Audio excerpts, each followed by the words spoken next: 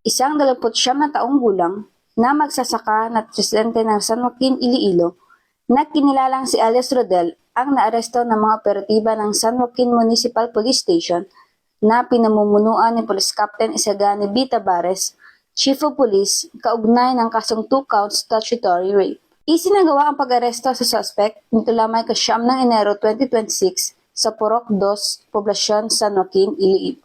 Batay sa ulat ng pulisya, ang pag-aresto is nagawa alinsunod sa warrant of arrest na inisyo ng Regional Trial Court, 6th Judicial Region, Branch 72, Gimbal, Iloilo, noong Enero 2026.